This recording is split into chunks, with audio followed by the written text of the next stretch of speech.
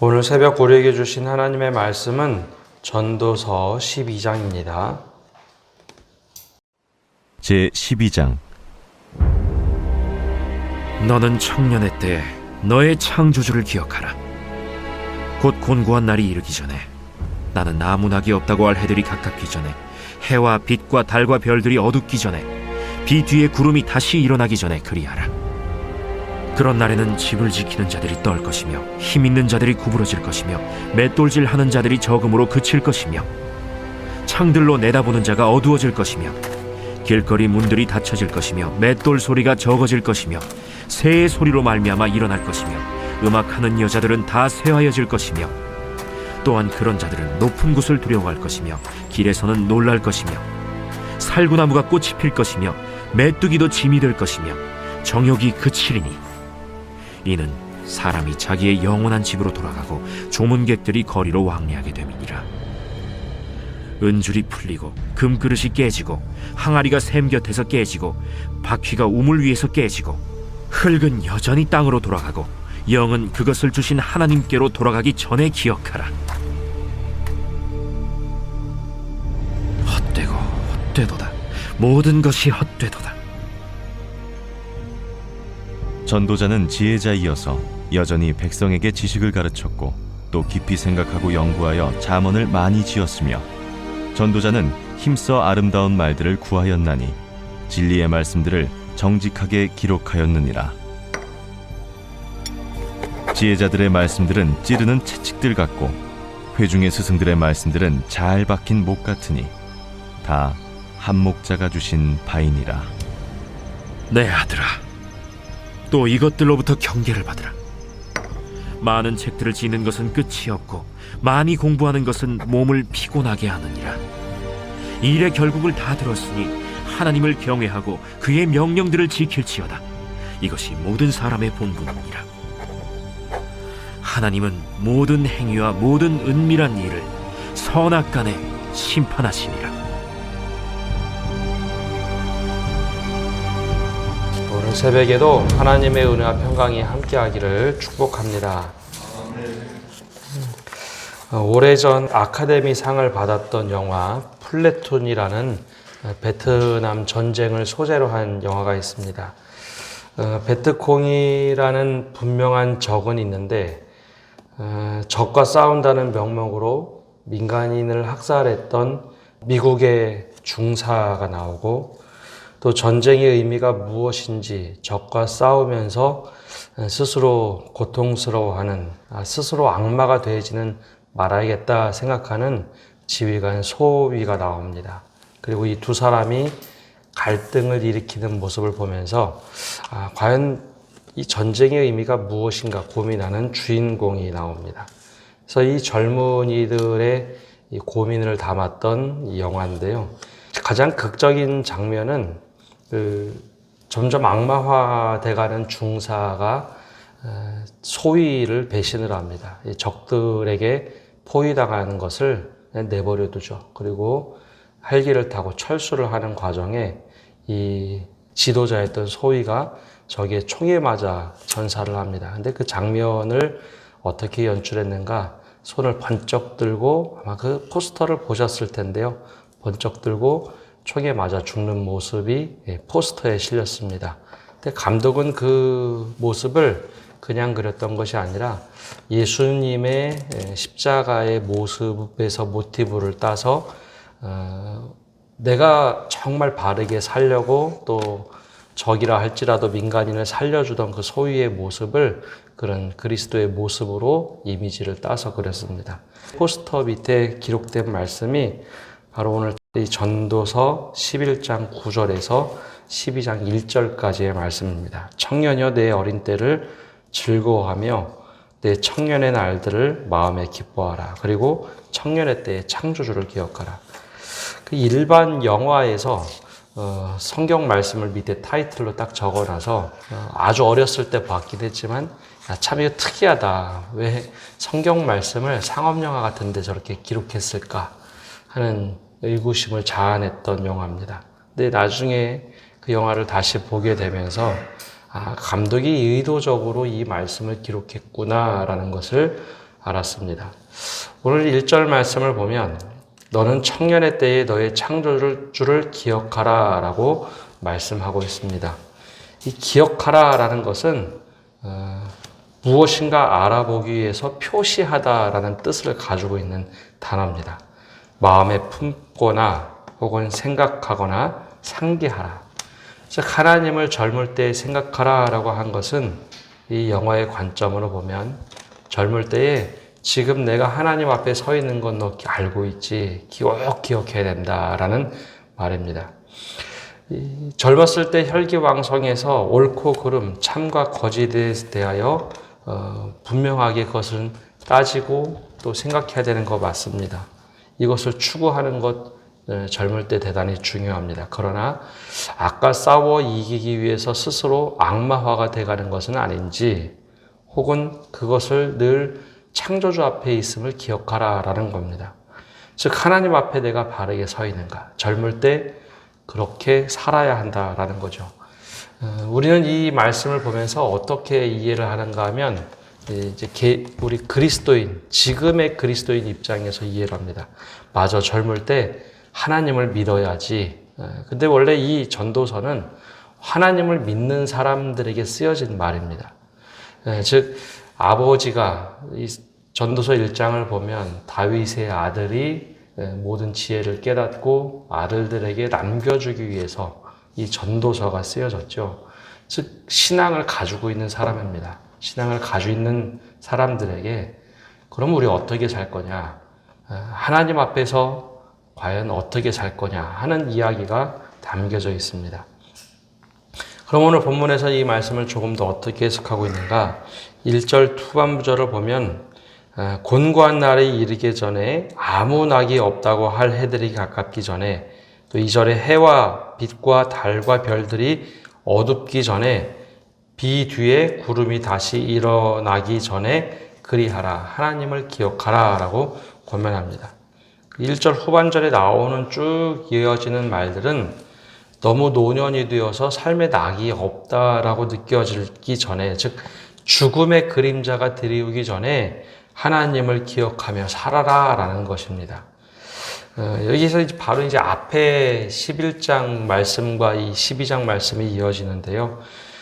젊을 때 하나님과 좋은 관계를 맺을 수 있는 반면, 젊음이란 때 바로 하나님과 더 깊은 관계를 맺을 수 있는 반면, 노년은 하나님과 관계성을 맺을 수 있는 적절한 때가 아니라는 전제를 하고 있습니다. 자칫 잘못하면 오해할 수 있는데요. 노년의 믿음 생활 할 수 없다라는 이야기가 아닙니다.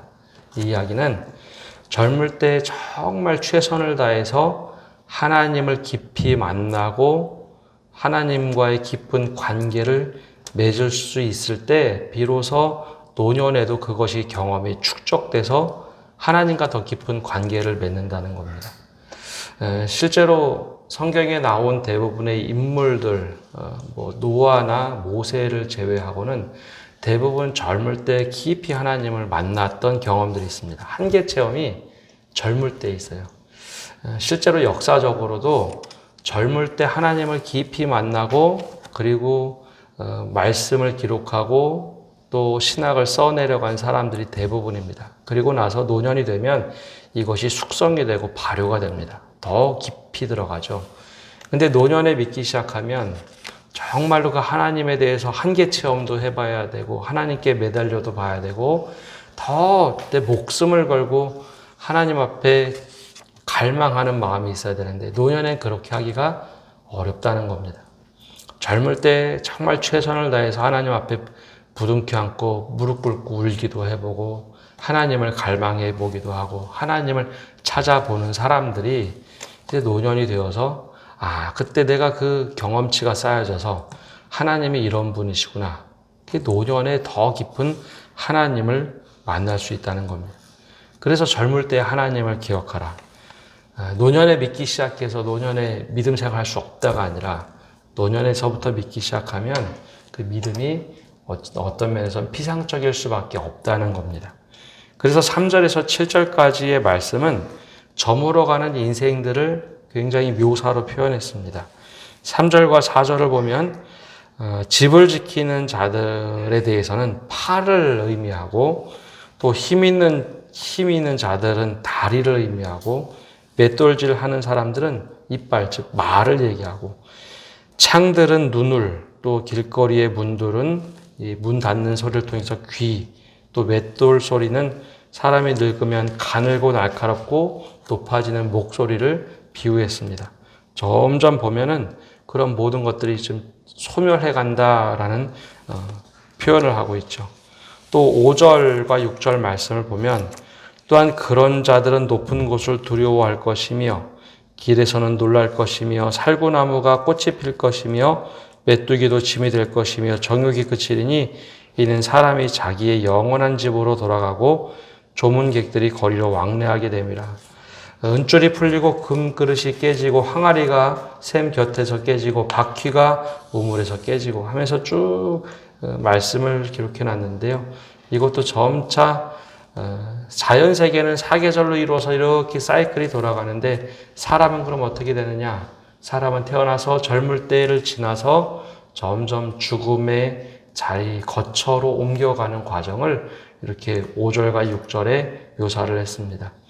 그래서 마지막 6절을 보면 은줄이 풀리고 금그릇이 깨지고 항아리가 샘 곁에서 깨지고 즉 생명이 다하고 우물 그리고 7절에 흙은 여전히 땅으로 돌아가고 영은 그것을 주신 하나님께로 돌아가기 전에 하나님께 우리가 이제 죽음으로 앞에 서기 전에 오늘도 하나님 창조주를 기억하며 살아라.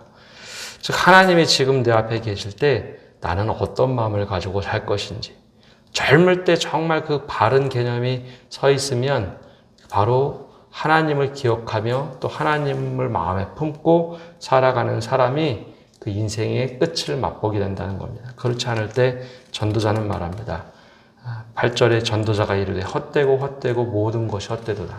아무리 많이 쌓아도 주님 앞에 가져갈 것이 없으니 이 인생 한 번 사는 것, 삶이 일회용이죠. 일회용 인생, 그때 하나님을 기억하며 살아라 라고 권면합니다. 그러면서 이 전도서를 마무리하면서 여러 번 결말을 맺는데요. 그러면 내가 왜 이렇게 쓰고 있는가? 9절에서 10절에서 이야기합니다. 전도자는 지혜자이어서 여전히 백성에게 지식을 가르쳤고 또 깊이 생각하고 연구하여 잠언을 많이 지었으며 전도자는 힘써 아름다운 말들을 구하였나니 진리의 말씀들을 정직하게 기록하였느니라. 지금 내가 이렇게 쓰는 것은 아름다운 말이고 여러분들에게 지식과 지혜를 가르치기 위함이고 깊이 생각하여 연구했던 잠언들입니다 라고 말합니다. 근데 왜 헛되다라고 자꾸 얘기할까? 하나님을 기억하지 않는 인생이 그렇다는 겁니다.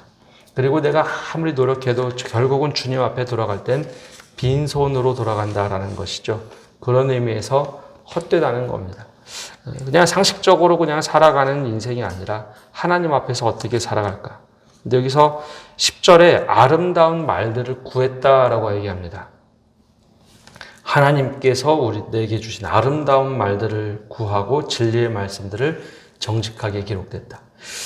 그러면 이 말씀이라는 것, 하나님의 말씀이 아름다운 말이고 정직한 말이면 늘 우리에게 위로가 되고 따뜻함을 주고 그럴까요? 실제로는 성경 말씀을 우리가 잘 묵상하고 읽다 보면 위로의 말씀도 있지만요. 위로받기 전에 늘 아픔과 고통이 있어야 합니다. 고통 다음에 부활이 있는 것처럼 사실 하나님의 말씀은 편한 말씀이 아니라 불편한 말씀입니다. 그것을 11절과 12절에 이렇게 말하고 있습니다. 지혜자들의 말씀은 찌르는 채찍들 같고 회중의 스승들의 말씀들은 잘 박힌 못 같으니 다 한 목자가 주신 바이니라. 내 아들아 또 이것들로 경계를 받으라. 많은 책들을 짓는 것은 끝이 없고 많이 공부하는 것은 몸을 피곤하게 하느니라. 여기서 11절의 말씀을 보면 지혜자들의 말씀은 찌르는 채찍 같다라고 말합니다. 이 찌르는 채찍이라는 것이 우리나라에는 잘 이런 것이 없는데 예수님을 때렸던 채찍을 보면 끝에 이런 날카로운 뾰족한 것을 가지고 있습니다. 그래서 몸에 감겨서 굉장히 아프죠. 왜 말씀들은 찌르는 채찍 같다라고 했을까요? 원래 이제 이 목자가 짐승을 키울 때 쓰는 뾰족한 막대기, 이제 이것을 찌르는 채찍이라고 하는데요. 바르게 가도록 하는 겁니다. 그래서 원래 하나님 말씀은 아픈 겁니다. 원래 하나님 말씀은 아프고 불편한 겁니다. 우리가 예배 그러면 얼핏 생각하기엔 예배는 하나님을 만나고 기쁨과 즐거움과 행복이 넘치는 것이다 라고 우리 늘 그렇게 배웠지만 사실 구약 성경에 나오는 예배는요 굉장히 불편하고 두려운 게 예배입니다. 하나님을 만나러 가기 때문에. 근데 이제 현대에서는 우리가 신앙생활 잘하도록 예배는 늘 위로받고 또 하나님의 말씀을 듣고 치유를 받는 것이다 하다 보니 이 한쪽 부분이 상실되었습니다. 원래 하나님 말씀은 굉장히 두려운 말씀이고 아픈 겁니다. 그래야 회복이 됩니다. 좋은 양약 쓰지요. 쓴 것이 있어야 우리 몸에 작동을 합니다. 하나님의 말씀은 원래 채찍 같습니다. 그리고 또 스승들의 잘 박힌 못 같다라고 하는데 못을 딱 박아놓으면 이것이 잘 빠지지 않죠. 근데 박히는 순간은 아픕니다. 하나님의 말씀, 즉 하나님을 기억하라 라는 것도 내 마음에 들어와 하나님 말씀이 살아 움직일 때 들어올 때는 아픕니다. 그러나 그것이 못 박혀서 더 이상 뽑지 못하는 것, 즉 인치는 것처럼 될 때 그 말씀이 나를 살아내고 나의 안에 살아 움직입니다. 그래서 신학교 다닐 때 시니어 교수님들, 은퇴를 얼마 남지 앞둔 교수님들은 늘 제자들인 저희 학생들에게 이런 얘기를 했습니다. 현대 교회에 요즘에는 설교들 저희 벌써 20년 전이니까요. 설교들이 그때 한참 유행하는 것이 만담같이 이야기를 재미나게 하는 설교자들이 굉장히 많았습니다. 그때 TV 설교가 막 시작이 되었고 부흥사들이 재밌게 하는 분들이 많았기 때문에 TV 출연하는 분들이 많았습니다. 이게 과연 좋은 것인가 하는 이야기를 늘 해줬습니다. 그리고 말씀에서 예언자나 선지자들의 말씀은 늘 아팠다. 그래서 그 꼭 잊지 말아야 된다라고 했는데 요즘은 그 말씀들이 위로를 받는 말씀이라고 자꾸 생각을 하는데요. 위로받기 전에 그 말씀이 내 안에 움직일 때는 아파야 합니다. 그리고 힘들어야 돼요. 소화되지 않으면 그것이 오히려 이거 말씀을 내가 어떻게 정말 깊이 새겨야 될까? 그런 고민이 있어야 됩니다. 바로 오늘 전도자는 자녀들에게 그 얘기를 합니다. 말씀은 찌르는 채찍 같고 스승의 말씀들은 잘 박힌 목자 같으니 다 한 목자, 하나님께서 주신 것이다. 그러니 이것들로부터 늘 경계를 받으라. 그리고 마지막 13절과 14절에 이렇게 맺습니다. 일의 결국을 다 들었으니 하나님을 경외하고 그의 명령들을 지킬지어다. 이것이 모든 사람의 본분이니라. 하나님은 모든 행위와 모든 은밀한 일을 선악간에 심판하시리라. 하나님께서 모든 것을 선악간에 심판하시리니 하나님 앞에서 창조주를 기억하며 살아가라. 이것이 아버지가 젊은 자녀들에게 해주고 있는 전도서 지혜의 말씀입니다. 우리가 오늘 이 말씀을 붙잡고 살아갈 때에 오늘 우리가 하나님 앞에 살아간다는 것, 또 창조주 하나님을 기억하며 살아가야 된다는 것 잊지 않고 주님과 동행하며 살아가시는 성도 여러분 되시기를 바랍니다. 기도하겠습니다. 오늘도 저희가 하나님 앞에 살아갑니다. 또 하나님을 품고 마음에 기억하며 살아갑니다. 우리 마음을 주관하시는 하나님, 우리가 점점 노년으로 들어가는 인생 속에 있습니다. 이때 하나님을 얼마나 깊이 갈망하고 또 하나님을 얼마나 깊이 추구하며 살았는지 우리 자신을 돌아보게 하여 주옵소서. 또한 우리가 인생 여정을 살아가면서 젊은이들에게 이렇게 살아야 된다라고 이야기해 줄 수 있는 본이 될 수 있는 저희 되게 하여 주옵소서. 그래 내가 하나님을 정말 갈망하며 창조주 하나님을 기억하며 살아왔다라고 이야기하며 또 말씀이 우리 안에 살아 움직일 때 그 말씀이 마냥 위로만 되는 것이 아니라 그 말씀이 나를 새롭게 조성하게 하여 때로는 아픔도 주고 고통도 주지만 그것이 나를 살리는 말씀이라는 것을 깨닫고 그 말씀이 내 안에 움직이도록 우리가 말씀을 잘 소화할 수 있는 믿음 또한 허락하여 주옵소서. 모든 것을 하나님께서 판단하신다는 것을 기억하며 오늘 하루도 주님 앞에 살아가게 하여 주옵소서. 이제 다음 주부터 말씀 사경회가 시작이 됩니다. 우리가 모일 때마다 기도하며 준비하게 하시고 또 강사 목사님 말씀 준비할 때 우리에게 은혜를 끼치는 말씀 또 우리를 새롭게 변화시키는 말씀 준비하게 하시고 받는 우리도 정말 말씀이 우리 안에 살아 움직인다는 것을 고백하는 귀한 집회가 되도록 축복하여 주옵소서. 예수님의 이름으로 기도합니다. 아멘.